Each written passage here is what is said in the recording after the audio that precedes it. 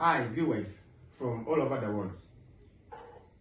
Welcome to my program, Mining for the Truth. Joseph Atta is my name from Ghana, West Africa.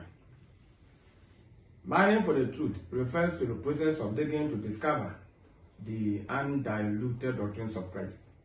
I attend Church of Christ. It has two purposes as follows. One, to teach the word. John 1 verse 1. In the beginning was the Word, and the Word was with God, and the Word was with God. You can prove this by going to Genesis 1 verse 1. In the beginning, God created the heavens and the earth.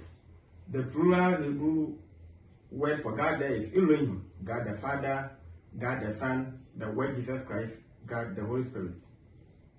Elohim means God of creation. 2, to teach the truth. John 8:32, as you can find on the board.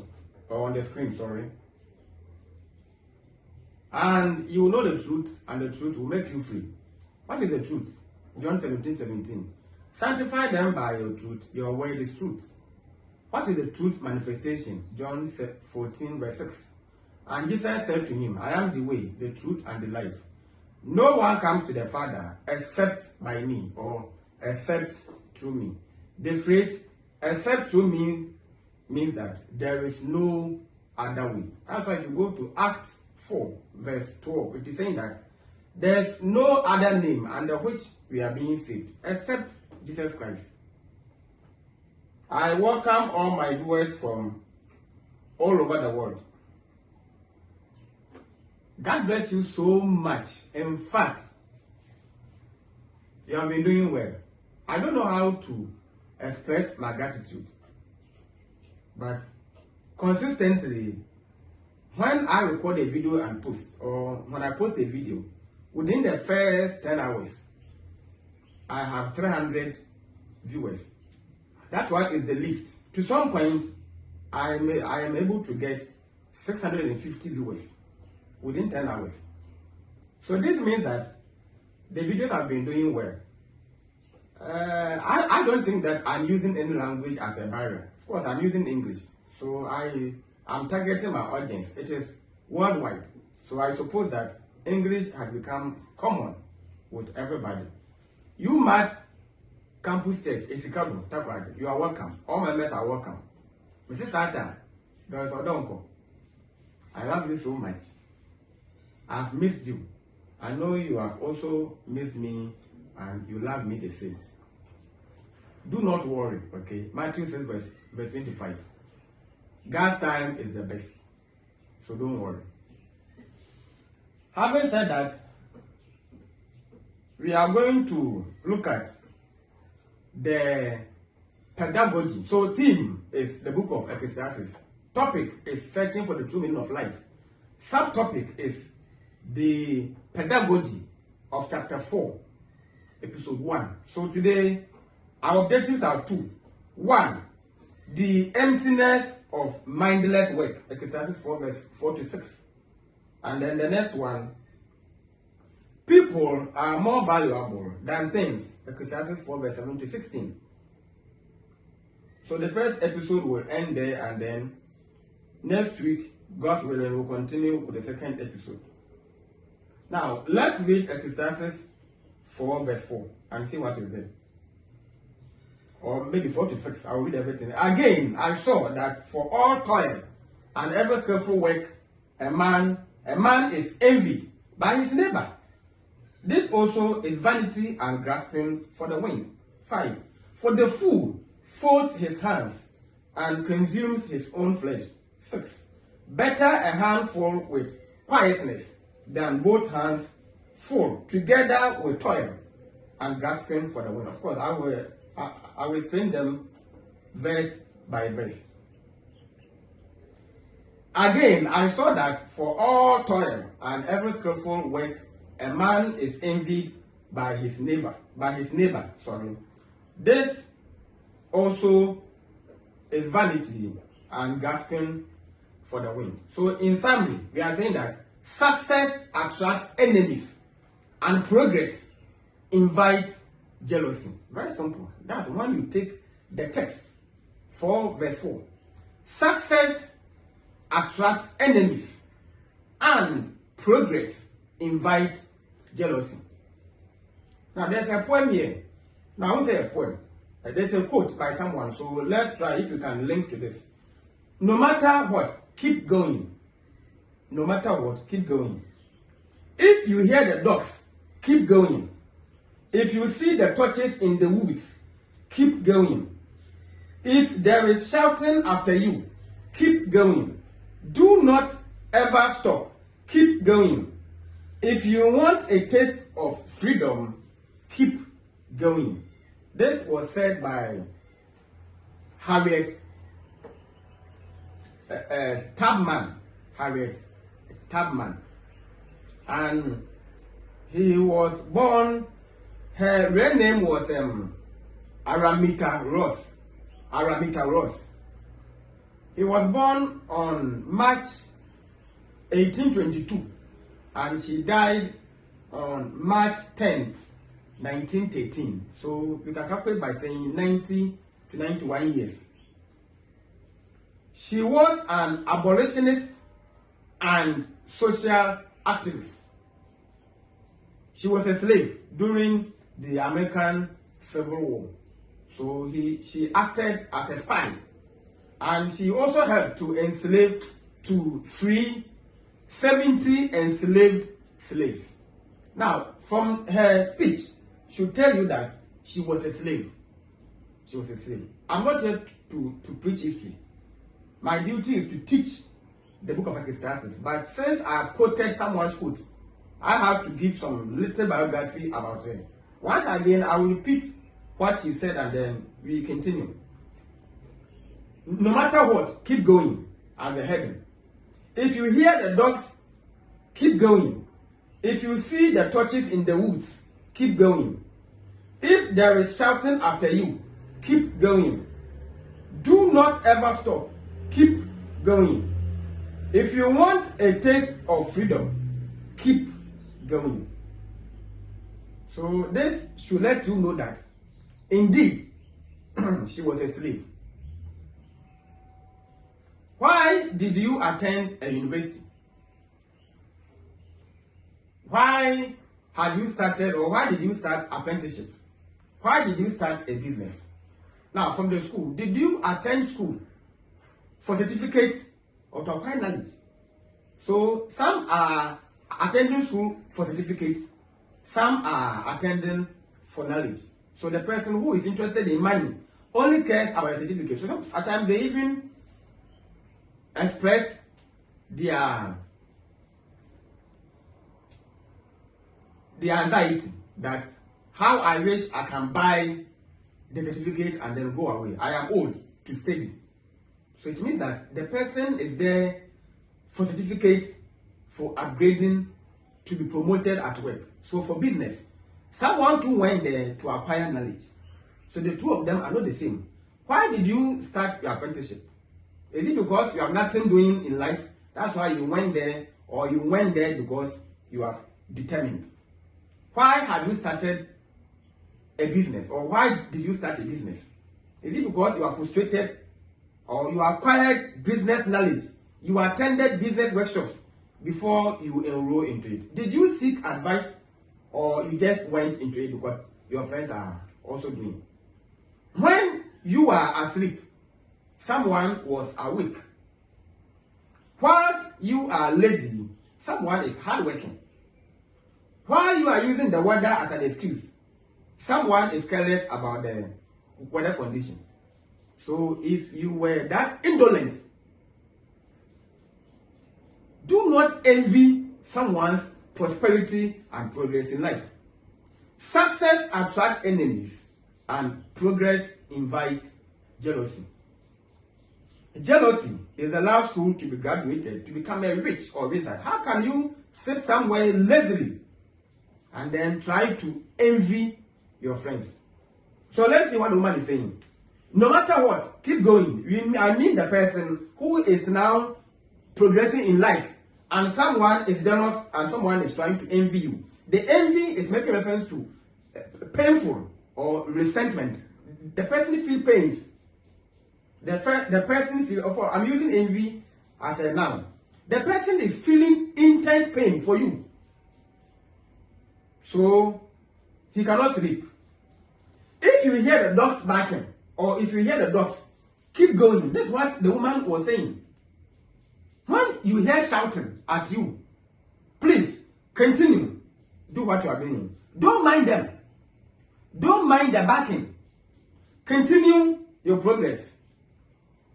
If you see torches in the woods, keep going. When they are looking for you, when they are chasing you or chasing after you, keep going.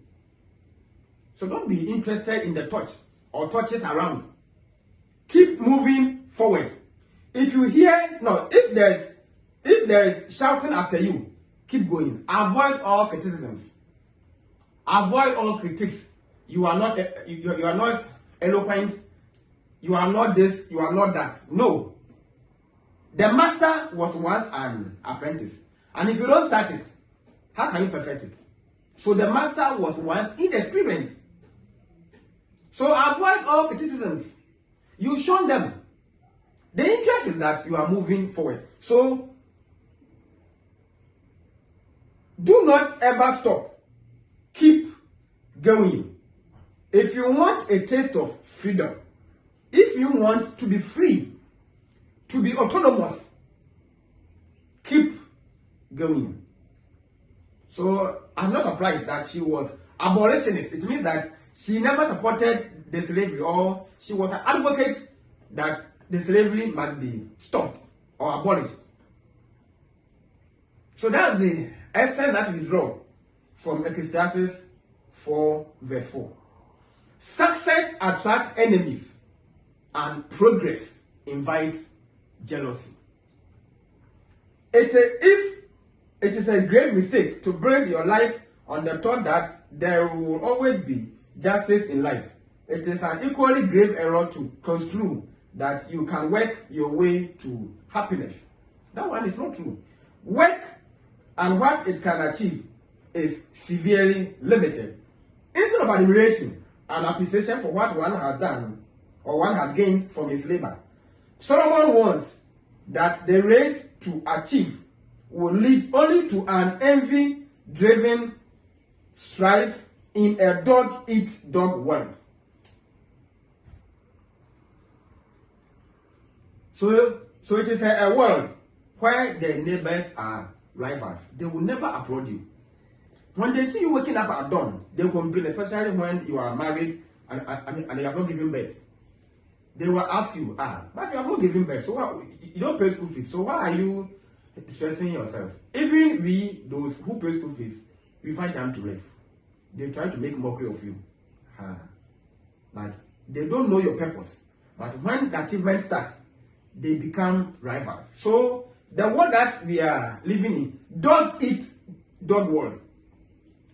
The neighbors are rivals. They will never applaud you. They will try to pull you than to push you. They try to drag you behind or drag you back, so that they know very well that if you are not discouraged, you're going to surpass them in life.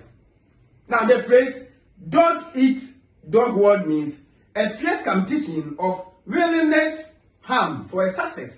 A fierce competition of willingness harm for a success means that someone can willingly harm your progress.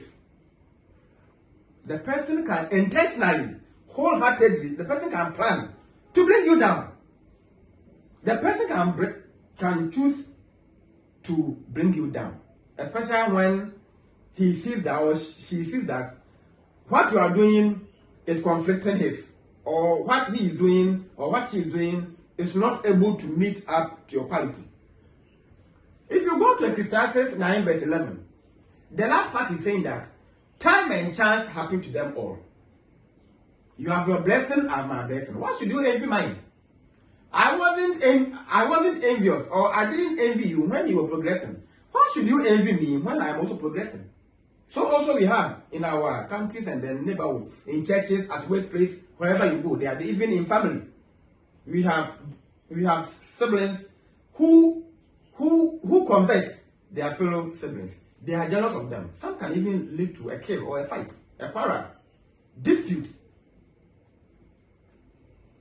And sometimes may even lead to litigation. A feud means protracted litigation. The issue or that incident will never end. It moves at least 30 degrees. Time and chance happened to them all. What did you do when you had a chance? What did you do when you had a chance? Today people may see me and they may think that it was easier. I didn't begin in this manner. I began from somewhere, and by God's grace, I am now somewhere. It is not easy. It is by God's grace. You must learn. You must pray. You must have the resources. If you go back to my previous videos, some have not even gotten 100 viewers. About 2 years ago, 2023. A video that I have done 2 years ago, some will be about 70 viewers or 49 or 50 viewers 2 years ago. But when I record nowadays, within 10 hours, I get 300 viewers and over. So this means that I began from somewhere and I am now somewhere. So in case someone is envying me, you are wasting your time, because I began last 2 years. So 2 years journey is not easy to come by, but it is by God's grace. Ecclesiastes 4 verse 5. Let's read and then I will try to explain. The fool folds his arms and consumes his own flesh. The fool folds his arms and consumes his own flesh. The secret does not lie in indolence, but in a contentment allowed or born of a realization of the limitations of work and its value. To fold your arms means what? To sit idle by. To fold your arms means to sit idle by. And the phrase, or the idiom, to sit idle by means that not doing anything while something is happening around you, of which you could have partake and overcome a problem or to progress. You chose to be unconcerned. So, to fold his hands means to sit idly by, and consume his own flesh means that to destroy self-behavior or personal behavior. Because you are there idle, doing nothing. So unconcerned leads to self-distraction or laziness. It means that laziness, in fact, Ecclesiastes 4 verse 5 is saying that laziness leads to self-distraction. You are unconcerned. You are not interested in what is happening around you. Maybe if you had made a move, maybe you could have changed something. But because you were there unconcerned, you will end up being lazy. That's one. Number two, you can destroy your own character. You can destroy your own future. Your own future, of course. Maybe there was something ahead of you, but you needed to make a move. You refused.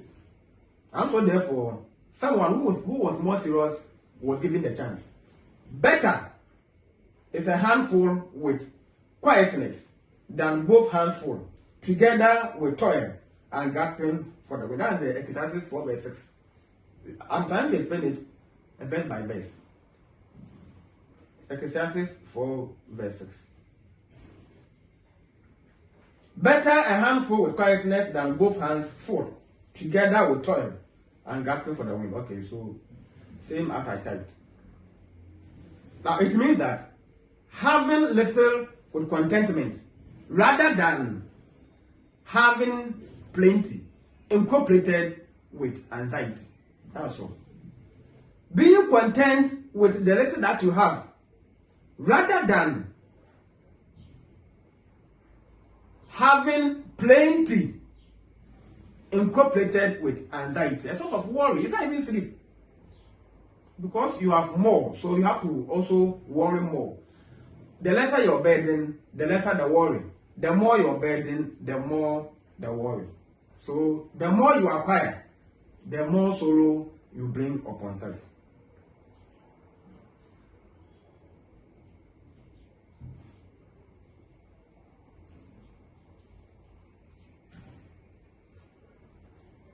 Now let's see from Solomon's proverb. Better is a little with the fear of the Lord than great treasure with trouble.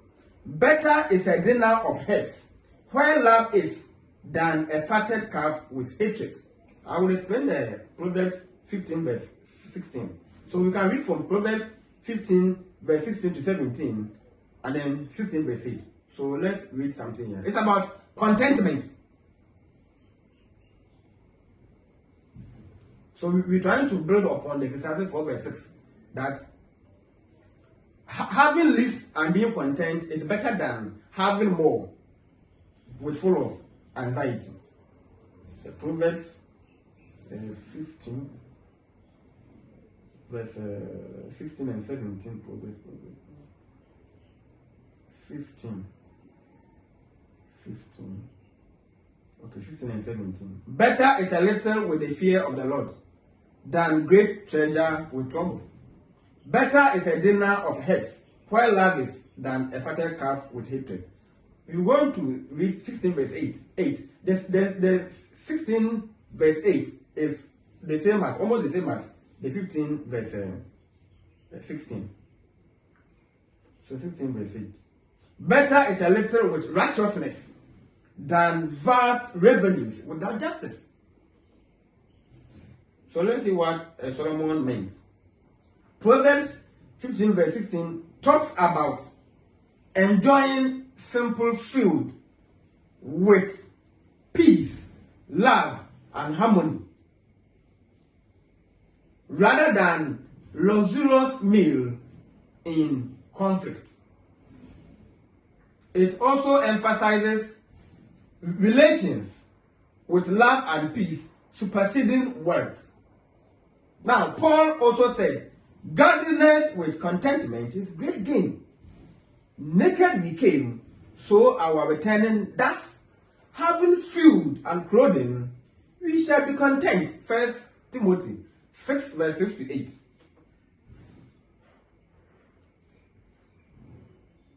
First Timothy 6 verse 6 to 8. So we go to the New Testament. 1 Timothy 6 verse 6 to 8. Now, godliness with contentment is great gain. 7. For we brought nothing into this world, and it is certain we can carry it out. It is certain we cannot carry anything out of it. And having food and clothing, with this we shall be content. So you can imagine. For we brought nothing into this world, and it is certain we can carry nothing out. I'm not saying don't work, don't make money. But this is so perspicuous from Paul that certainly you cannot take nothing out of it. Naked you came, naked you shall go.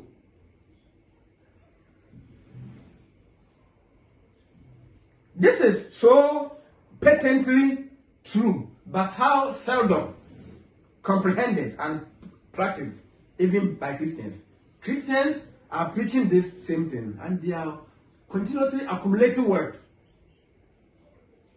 So how can you go to mount a podium to preach that people should be content and you are seeing that your home has a garage full of cars? You have a car to go to market, a car to attend funeral, to attend church, to attend different gatherings and occasions, and you are telling them that they shouldn't worry about what they will eat tomorrow. But you yourself are purchasing the vice. So how seldom do we, even as Christians, do we practice this? We go beyond it. Continuously we accumulate. At times I wonder, when I hear that someone is saying I have 2 mansions, I have 2 storage buildings, then I'm surprised because if you have 1 full mansion for rent or where you sleep, of course, where you can hold some visitors, maybe some family members and friends. Why did you also have to build another mansion? Why you could have used that money to save a full community, a full family, some students from their poverty. Maybe that's why I am not rich, because the mind that I have and then the heart that God gave me is not the type which is interested in worldly achievements. That I have a car, maybe I have one also for my wife, and then I will still go and buy another car. No, if I want to go and buy another car, I will sell the current one, add to it, and buy a new one. I don't see the essence of owning two cars, being one person. That today I will go to work with this, the next. No. I don't fancy that. One car, the price of one car, at least can sponsor 2 tertiary students or learners for 4 years. Or let's say can sponsor 1 tertiary learner for 4 years. I believe that this is godliness, or I'm doing my gas work, than to go and buy 2-3 cars. They are packed. Some are even at the shop, abandoned for a while. People are working. Some students don't have money to buy laptops. They don't have money to hire a hostel. Of course, when I went to the university was when I saw the realities of life. So me, if I get money, I don't mind sponsoring people. And it is not about you being my family member, but someone who is serious in life.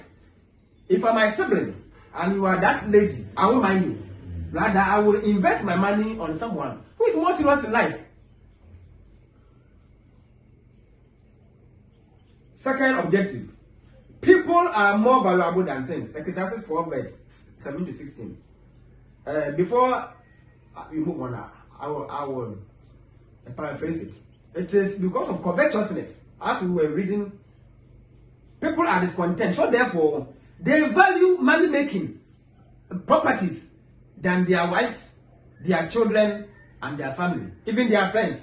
That's all about. People are more valuable than things. Ecclesiastes 4 verse 7 to 16. Let me see if I can read everything. Ecclesiastes 4, Old Testament. 4 verse 7 to 16. 7 to 16. I may not read all anyway. Then I returned and I saw vanity under the sun. There is one alone, without companion. He has neither son nor brother. Yet there is no end to all his labors, nor is his eye satisfied with riches. But he never asks, for whom do I toil and deprive myself of good?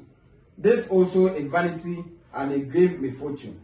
Okay, so I think that the verse 9 to 12 will be captured in the second episode. But as I said, people are valuable than things. It simply means that people who value properties, accumulation of wealth, seeing it as their priority over human beings.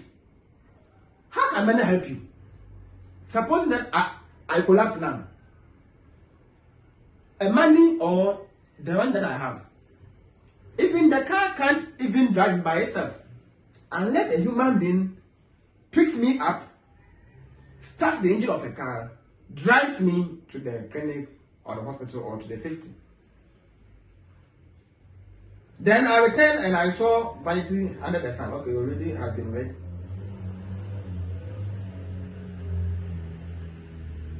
It is a tragic truth that many people but put their heads down and plow through life without ever asking what life is all about. Whether what they are doing makes any lasting sense. Such is the case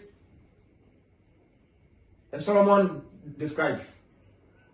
The man is mindless, workaholic, who grinds on day after day, piling his treasures higher and higher, the person can't sleep. I've always been saying that. Even if you come to Ghana, of course I don't watch TV. So I don't know how to tune stations. I use my TV to watch movies. Or to watch my own videos. Because the videos, when I record it, I put them on my SSD, and then if I'm not doing anything, I watch. That's how I charge my TV. But when you read news, people who are rich in Ghana, they have been advocating that the poor people are lazy. Therefore, because he's a millionaire, he doesn't sleep much. All his mind is about business ideas. In fact, when they are at a program and then they are bragging, and if you're not wise, or you follow them, most of them are just bragging for fame. That's all. Some are even not making the money genuinely, but they are pretending. You understand? And whatever way you make your money, I care less. I'm supposed to sleep for my health to be of good. So at least 8 hours a day. You can't tell me that I should sleep 4 hours because of money. Now, if I want to be rich or richer or richest, I have to sleep. You dare not to tell me how I should live my life. You will send them anyway. Upon all what you're calculating, you bought nothing, you will send nothing. One day you will die. You will leave your inheritance maybe to a fool who might not even value your sweat when you are alive. So what's the problem? So people have become workaholic, and they grind day by day or day after day, piling up his treasures higher and higher. And you know what? Sometimes you may ask them money and they'll never give it to you. They are so miser, wickedness, pure wickedness. You will ask and ask and ask and ask. The person will not give you because he is thinking of the interest that you will return back, or the interest that he will generate by giving you that money. Rather, they will have to invest the money into an investment, sometimes with the banks and other companies, so that he makes more money, higher and higher. And yet he finds no fulfillment in either his achievement or their product. The person is still not content.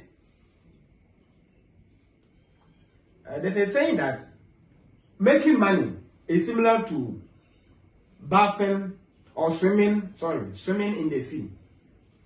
The more you drink the sea water, the tastier you become. There is no end in making wealth. He cannot even say that he's doing it for his family, as many such deluded individuals claim.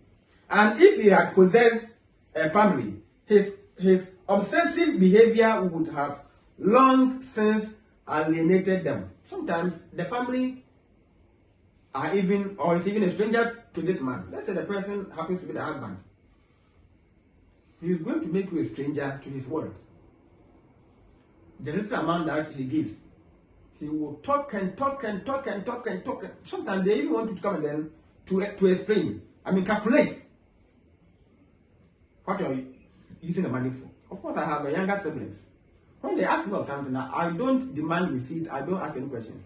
How much do you need? Then I will send.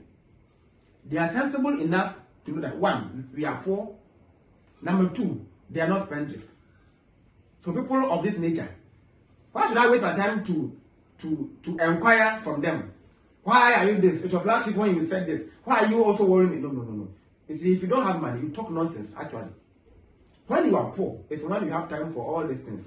However, some people who are rich, and they will want you to give vivid accounts for the money that they gave you. I'm not saying that spoil your child, your children, your wife, your family with money. But at the same time, when I give you money, I am not interested in your calculations to tell me how you're going to spend the money. No. I assume that you are a good steward. And in case you think that you are smarter, so therefore you want to use your mind to misuse your money, my money, we will all die. I'm not going to judge you. Simple.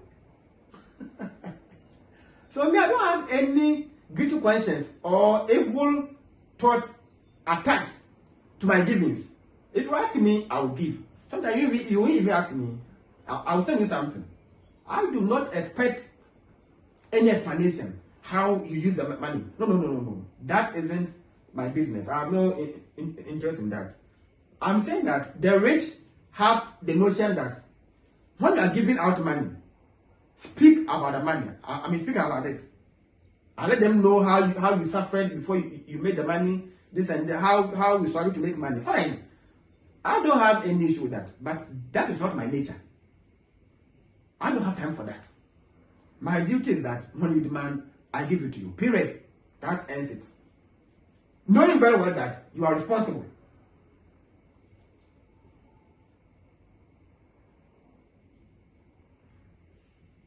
The chances are that he was as devoid of friends as he was of family. The person actually chose to segregate himself from friends and from his family because he was making money, avid interest for money. So he didn't want any associates. Such people only have confederates who are equally fixated. Yes, they make friends to those who are also of the same caliber.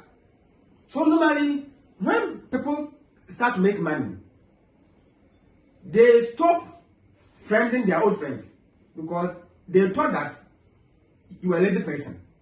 So because they have moved higher, they now make new friends. Friends who are also equally covetous or who have avid interest to make money. People who are covetous. Yes, because for you when the person comes to your home, normally you preach, be content. That isn't what he wants. He wants to become filthy rich, to swim and then dive in money or in wealth. So he sees that you are limiting his progress. So therefore, he quits and then he migrates to make new friends. If you are unlucky, the person becomes your enemy because he will use you as an example that when I was with this person, he never encouraged me. She never encouraged me. She never pushed me to get this far. And woe betides you if you call him or her for loan. You are in danger. You are in danger. The way the person is going to insult you, as if you were his enemy before. So they are saying that birds of the same feathers, they fly together. She now wants ambitious people, rich tycoons. That is where he joins. And if you're not careful, you lose your Christian life. Because for them, most of them are in the world. Everything goes. No constitution as the Bible to guide them. The interest is to make money. Whichever means they will become rich. We move on. Now, Solomon's high achiever was destined not only to be empty, but also to be exquisitely lonely. He became lonely at the end.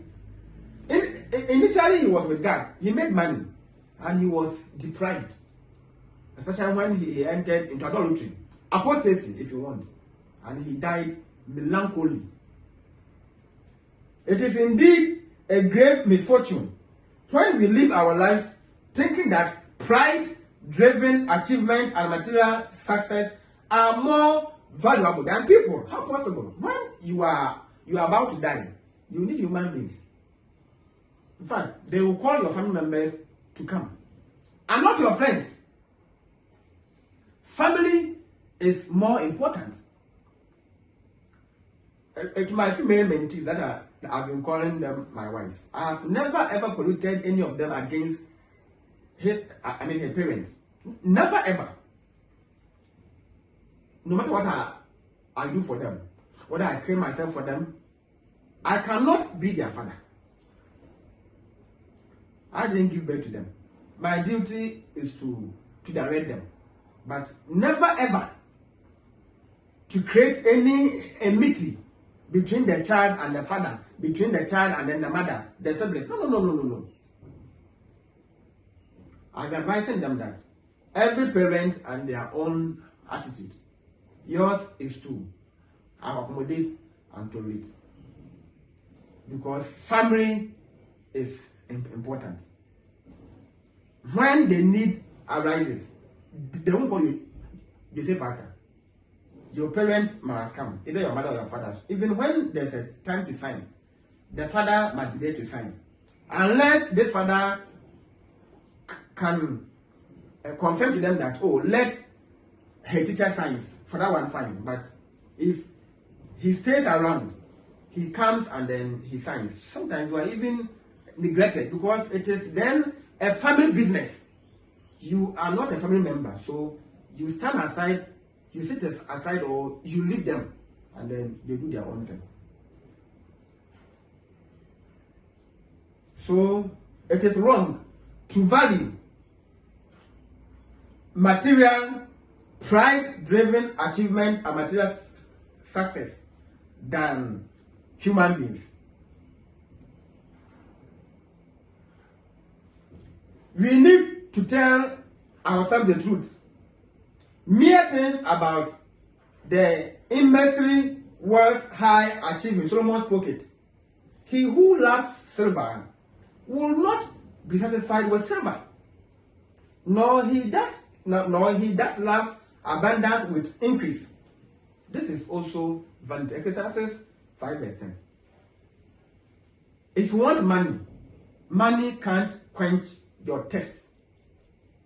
If you want wine, no wine will be suitable to you. There's no last stop. There is absolutely no last stop. As I said, more or less, as you are swimming in sea water, the more you drink the water, the more tastier you become. So there's no end to money making. Have you ever heard or have you ever heard that some billionaire has officially resigned from making money? No. There's no turning back. Now, if you go to Psalm 50 verse 4, it is saying that there is none who owns more than God. God owns everything.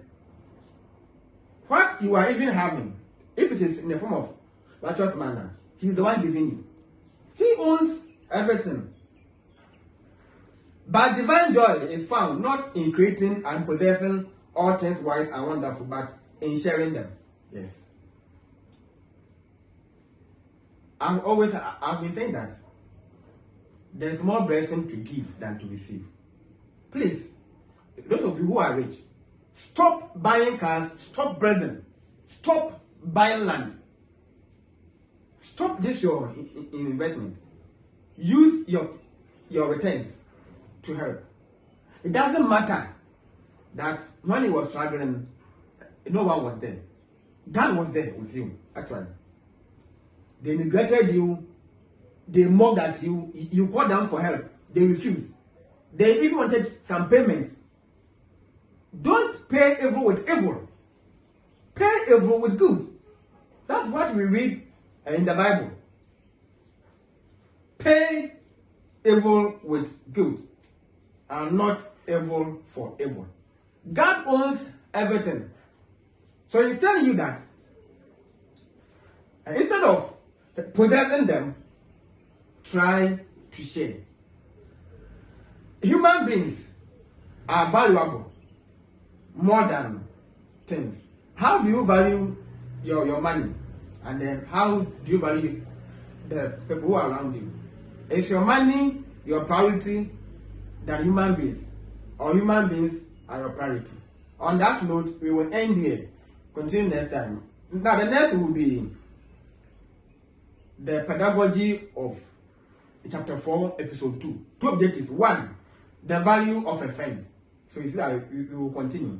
Those of you who think that money and wealth are more important than human beings, we will see the value of a friend. That's the first objective.